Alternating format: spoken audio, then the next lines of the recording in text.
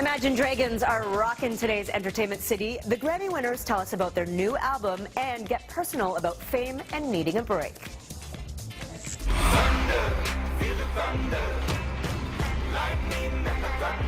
We were totally nerdy, geeky kids who started a band, and we hung up on the wall a big whiteboard and we wrote down all the things we wanted to do. We wanted to travel the world and play music, make a living being able to be an artist, be true to ourselves. And so they have. As Imagine Dragons gets ready to drop a new album called Evolve this Friday, Terry Hart caught up with the rockers to talk about chasing dreams and making changes. Third record, it's called Evolve, which is a very provocative title. Are you evolving into something different as a band? I hope. I think to be stagnant would be a terrible thing. What is this kind of new direction for Evolve? It's much more minimalistic. We fell into the trap that I'm sure self-producing artists do a lot, which is overproducing, over-stacking a million tracks to get a big drum sound, when if you just fine-tweak one drum, you can get it to sound just right.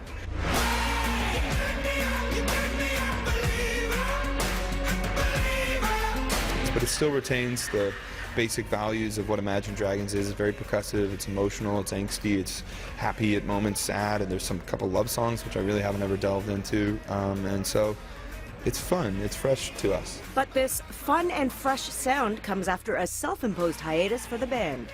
You did pull back after Smoke and Mirrors. Why did you, and what did that mean for the creative process of writing this record? For me, I was in a really bad headspace for Smoke and Mirrors. I was dealing with a lot of depression, which I've dealt with since I was young, but it was a long bout. I just needed to go home, and I needed to reconnect with community and family and the universe and old friends, and I think we all did. So we went home and we took a year off, and it was really healing, and so hopefully this record reflects that, you know, and I think it's really a colorful, celebratory record. Have you always been this comfortable talking this personally about your struggles as well as your successes?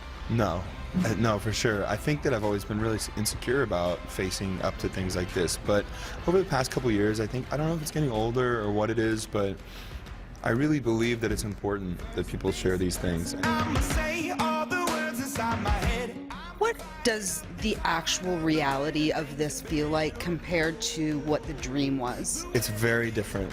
I could never explain to my former self, even now, what this would have been like. And, you know, people think they dream of fame, and it's great and it's wonderful, and I wouldn't take it back for a second. But the journey has been really eye-opening. It changes the way you see the world, changes the way people talk to you and communicate with you. And that can be sad at times and wonderful in other ways, and you have to just be grateful, because I know there's, you know, millions and millions of people who want to be in this same spot and deserve to be, and so we just try to be grateful. But it's definitely, fame is different than people perceive it to be.